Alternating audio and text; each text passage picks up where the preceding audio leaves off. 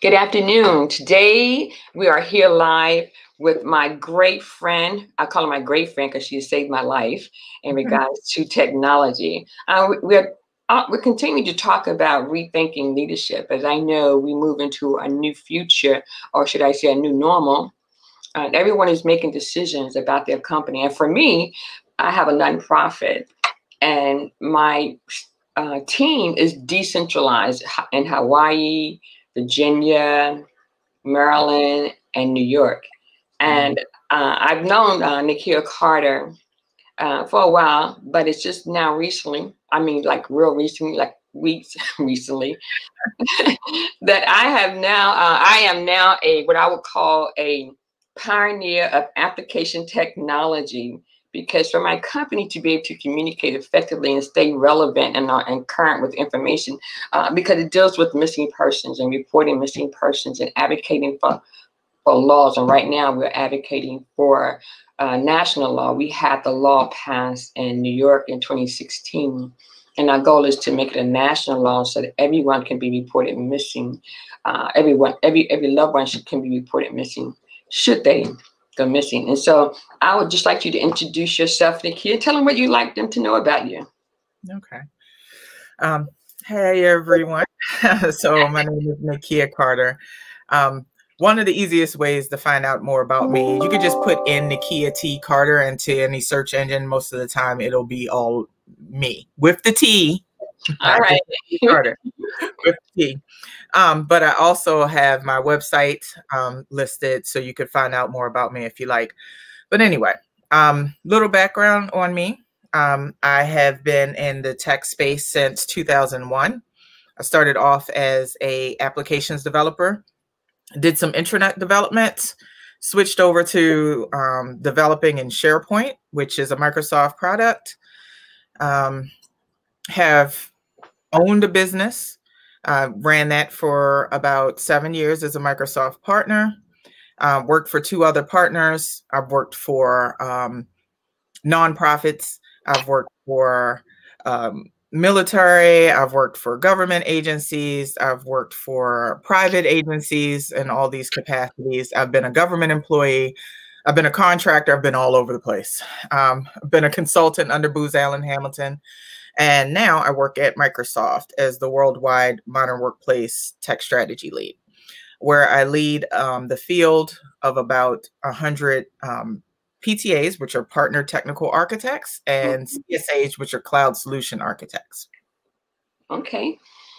And so, as I said, I know for me, having just recently started using Office 365 across my platforms, it makes it easier to communicate. Now, I know not every organization is responsive. As a matter of fact, when you read Good to Great, you'll find in Jim Collins in his book, he says how a company reacts to technological change is a good indicator of its inner drive for greatness versus mediocrity.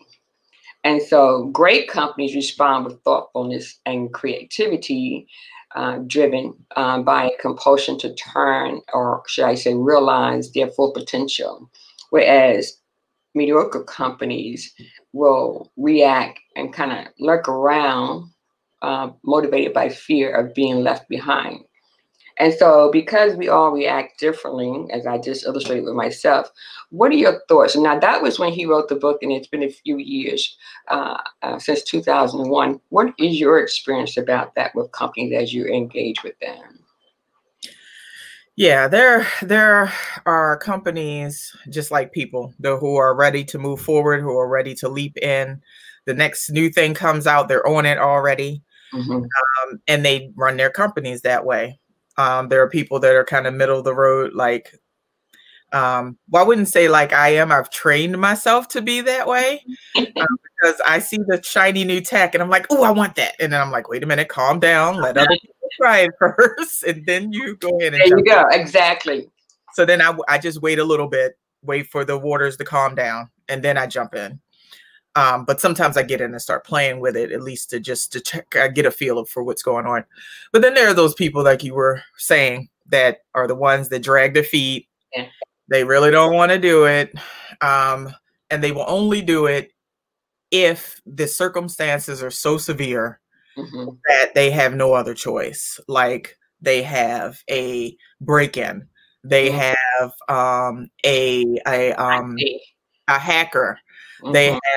have oh, let's take COVID. There you go. And now they have no choice, right? Now Yeah. everybody's acting, right?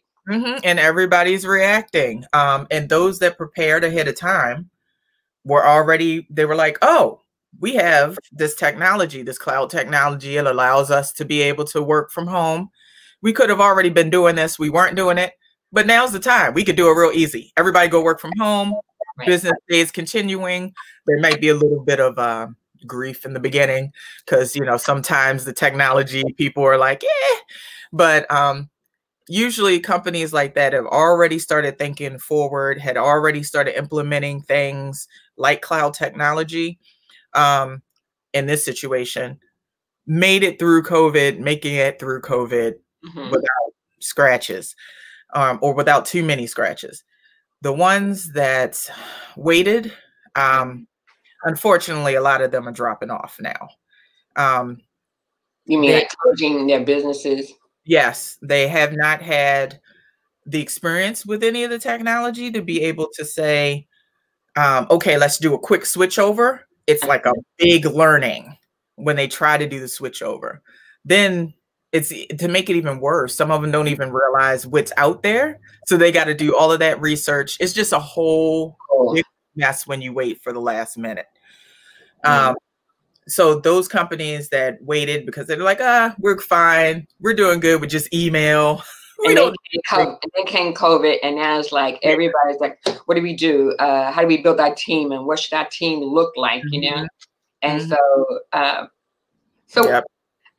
in addition to what you just shared, how can we really get organizations to be let technology be a first thought and not an afterthought, where they can, when they build a team, you know, we just want to move them beyond their fears. In other words, like Mhm. small organizations probably say, "I don't have the money," and if they're a nonprofit, I'm not sure what um, Microsoft has to offer, or if there's any advice to people to be able to become a pioneer like myself of a nonprofit and using their. So I would just see what is it you can share so those who are listening can consider and reach out. Okay. So I work for Microsoft, and I've been a Microsoft proponent for a long time. So, of course, I'm going to recommend the Microsoft products, which I wouldn't recommend if I didn't believe in them. So let's just get that part straight. For nonprofits, you can also actually get Office 365 for free. For Okay. everybody else, it might not be free, but the price is really not. It's a pay. You could pay per month or you could pay per year if you like. The price isn't exorbitant, I would say. The prices range from as low as $5 for, you know, certain features, as high as $35 a person if you wanted like the whole shebang of the suites. And then there are bolt-on features that you could also, and products that you can also add in, like being able to add in Microsoft Project online, being able to add in things like Dynamics CRM, if you need a CRM system. So there's a bunch of different things that you can put all What's together. CRM for some of us who? Oh, it's a client relationship or customer relationship management system. Okay, yeah. I have another friend who does that, and I just know for me, it makes organizing easier and communicating. Like I don't have to jump off of one email. Like I'm not using my personal email, in other words, to run my business. And everybody, so I know when I go into my office time, I'm on my computer using Office 365, and so there I have a comprehensive way of being organized, you know. And I just Yep. think that is great. So for Yep. me, It gives you an easy way to share documents and files and everything, project schedules, all of that stuff with your team. The ability to be able to have the online meetings. So like when COVID happened and everybody was like, oh crap, we got to go work from home. You can actually go work from home. home, yeah. You know, you just need a good internet connection and a computer, and everything basically follows you around. Even your phone. it can follow you to your phone? I downloaded it to my phone, and so I have it at the ready. And I don't have to be, and I can be focused when I'm actually working from home. I mean, I really missed the fact that when I was in the organization, a government organization, we had Office 365, but some people may or may not have upgraded, you know? So I don't know what was before Office 365, but whatever it was not as engaging and user-friendly. But like you said, whether you are a large organization or a small organization, it definitely helps to be able to streamline the communication time, especially if you're working full time on your business, whether you're a for-profit or non-profit. Yeah. And that is one of the things that you really need to do when you're thinking about how you're going to lead your company. What technologies are you going to put in place? But I urge you not to just think about the technology first. Okay. Think about the strategies in which you need to run your company, the things that you need, processes, procedures that need to be put in place. Then you can automate some or maybe all of it in Office 365 so that it's not a burden. The technology becomes a helping hand to your strategies and not a deterrent.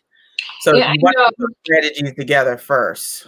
Okay, and I think that's a good point, because one of the things that, like I said, from my viewpoint of companies, you have our tech team, and then you have your other part of your operations team, right?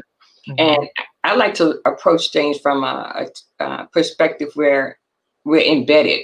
Technology is embedded into your strategy, so it becomes a part of it. So when I talk about rethinking leadership, I'm saying when people look at, I asked last week for people to look at their strategic plan again and be able to determine what it is they really want to invest in. Are they investing into the right strategies, the right goals, you know?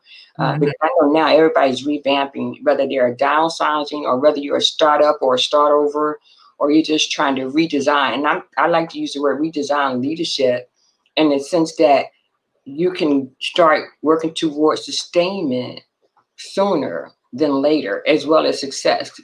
Trying to maintain two pathways. If you're trying to maintain what you had and then trying to adjust to what's coming, at some point you just really have to have someone to consult with.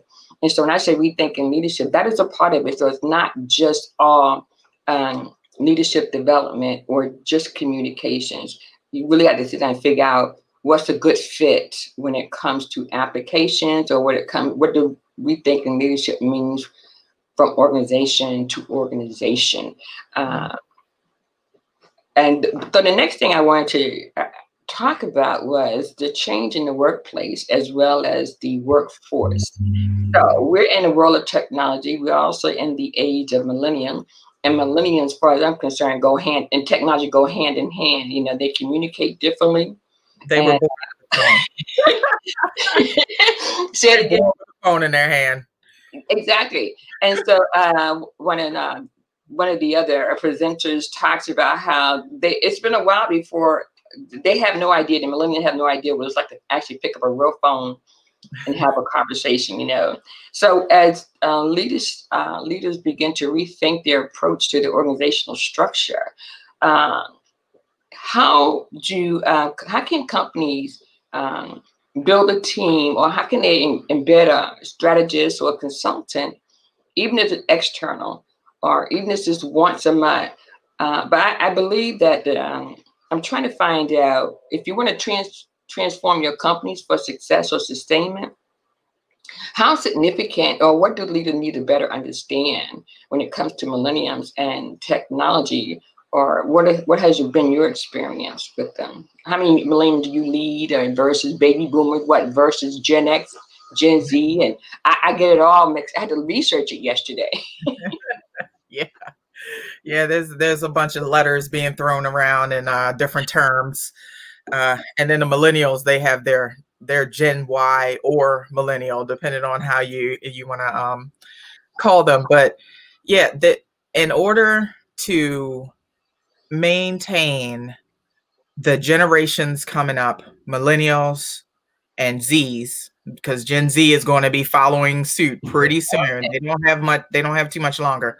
Okay. My oldest is Gen Z, and she's got like 3 more years before she goes to college. So they'll she be is coming right behind. I know they said the next 10 years, the millennials will be now becoming the new managers. And like you said, it's going to overlap.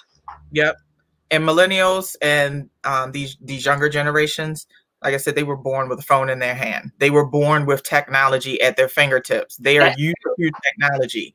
If they come to your company and your company is like, yeah, we have this file server over here and we have, email and we're just using email, and we don't have any digital spaces for us to collaborate. We don't have any places to store files where you can get to them when you're on the go or on the road, or you have to work from home for whatever reason. So we can't offer you any flexibility. You got to be in the office and you got to work with this antiquated stuff that you're just like, oh no. Yeah.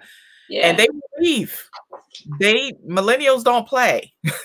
They don't hesitate to move organizations to be able to get to meet their professional needs, and their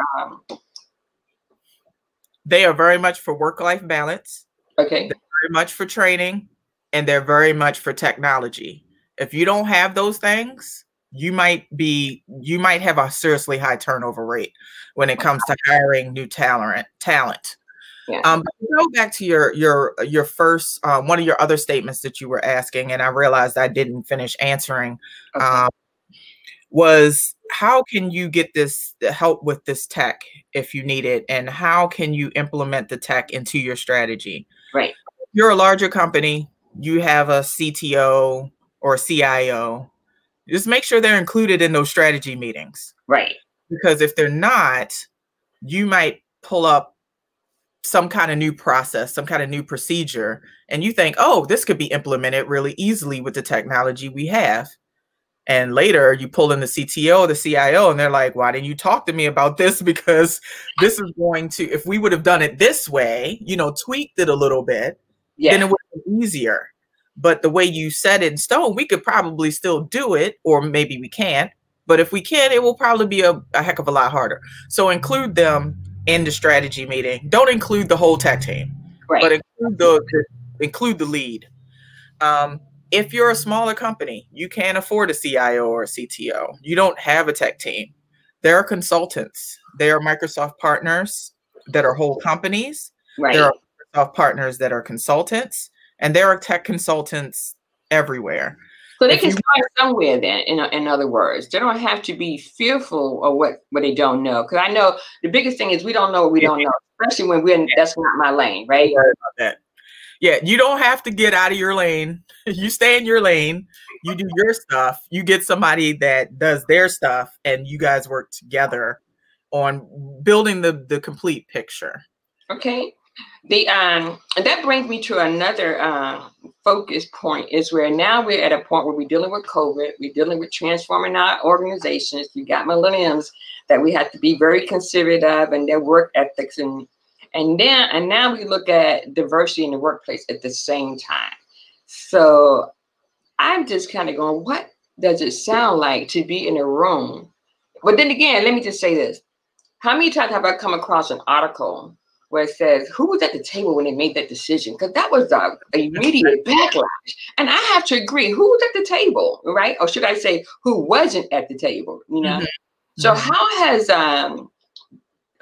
diversity in the workplace, what are some of your experiences you have encountered? And what are some of those conversations, tough conversations, because it has to be? Yeah, so of course, especially right now, there's a lot of tough conversations happening. I feel encouraged though, because it seems like the conversations now are taking on more of a deepness than they were before, and more actions are starting to happen. With that being said, momentum is on our side, but we can easily lose momentum if people stop paying attention again. Yeah. Diversity and inclusion is also, I'm sorry, go ahead. Super important. Also a big thing for millennials and Gen Z. They are used to all races for most of them. Gotcha. They are expecting that everybody will be treated fairly, that everybody will be included. So if you're a smaller company, you can't hire a person that just does focuses on diversity and inclusion under the HR person that you might have. Just have an HR person get up to speed. But this is really a everybody thing. This is not, this is not just the leaders. Everybody in your organization should be aware of, should be working toward, should be having these conversations, should be doing training. Even people that are like me. I mean, I'm obviously Black, but still, everybody has biases that are built in that you might not be aware of, that may make you act in ways that you didn't really mean to act like, or you didn't really mean to hurt anybody. Right. But if you're not aware of it, you're not aware of it. You're just gonna keep doing what you do. So one of the things that I think you can do for free, but in LinkedIn Learning, there's a learning path called diversity, inclusion, and belonging, because all three things go together. You got to have diverse people, diverse, meaning man, female, diverse in ethnicity, diverse in background, diverse in experience. So all of those diversities count. Inclusion, but don't just take everything else and leave out the ethnicity part. Ethnicity is very important, because that's where a lot of the backgrounds and experiences. Inclusion, making sure that everybody is included, everybody has a voice at the table, whether it be at the table, like really at the table in a meeting, or if it's later, because some people can't get their thoughts together quick enough to give maybe their thoughts at that moment.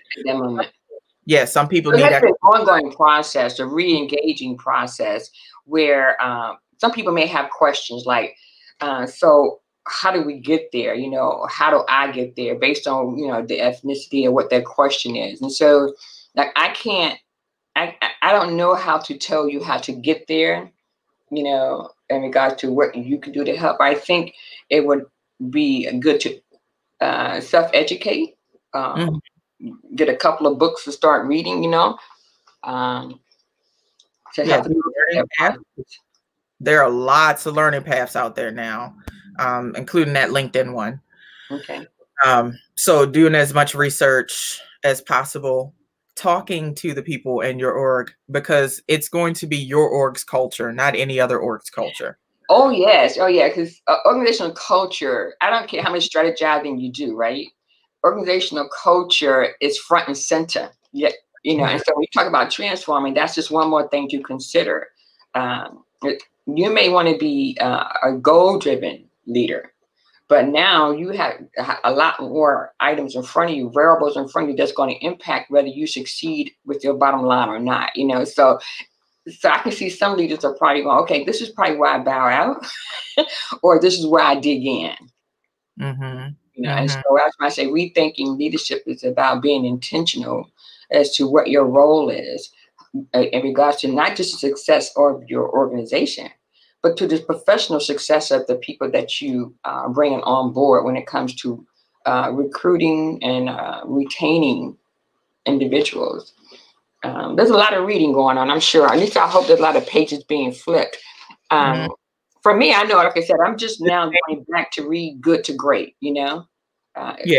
And I think that, even though it's 2001, I find even with the research I've done on leadership in general and organizational transformation, when you're going through a transformational process or a reorg, you're now talking about job satisfaction, how people really see their job, and if you're going to consider both employee engagement and leadership excellence at the same time, you know. So there's a lot of moving parts here that I think that we all as leaders can consider and just realize that we are kind of like at the starting line again. So I'll close out with asking you, what have you been reading in the past that has influenced your approach to talking organizations? I know you lead teams. I know you led a team of 100 people today. I know you don't have all the time in the world to read, but like you said, there's some articles out there. So we want to share some of those with us. Or at least about. Well, as far as books, as far as books on digital transformation and leadership, one of them is called Tribes. It's by Seth Godin. Godin is Godin. And he talks about the different tribes that people belong to and how you can become more influential. There's Hit Refresh, which is a book by our CEO at Microsoft and Bill Gates. So Satya Nadella is the CEO, Bill Gates, and another gentleman, I forgot his name, Greg something, I think. But that book talks about coming into the new digital age and how you can hit refresh in your organization, refresh everything, refresh your technology, refresh your strategy, refresh your goals. Okay. And that can be a really good, helpful one. You don't always have to read stuff, because I know for me, I get tired of reading a billion things.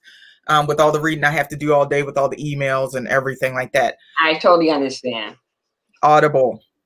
That's right. That's right. Especially if you like to drive places versus, because that's all we do now. We go from point A to point B and get there and get back. But yeah, and so that's exactly what I'm considering now, especially even if you're in a house and you still want to be a multitasker. It's good. I just, again, think it's a great investment right now. If you want to stay relevant, if you want to be effective, and if you really want to impact change going forward. Yep. And a lot of us have a lot more time on our hands if you're not filling that time with work anyway. Yeah. And well, kids, but a lot of us have more time on our hands where you could just listen to that. You could listen to podcasts. There are billions of podcasts. Out there. Yeah, that's another idea there's different podcasts on leadership, on digital strategy, all that stuff. So you can look up podcasts too if you are not into reading or you just don't feel like it because it's, you read too much. Oh, no, you're right. I mean, people have YouTube, they have the podcast, and and that's, believe it or not, I listen to a podcast specifically like on Saturdays. Because I can be able to digest and as well as do other things, you know what I mean? And even when I'm working, listening to a podcast, or I might get on YouTube and look for one thing and end up going toward another. But I tell you, it's amazing how now I'm pulling some of the books off my shelf and rereading them, because now you really have to figure out what works, what's the great fit when it comes to being a leader. And it shouldn't be where I have to know it all, because it should be a collaborative approach, And so, what are your final thoughts? I'm sorry? I said, what are your final thoughts you'd like to share?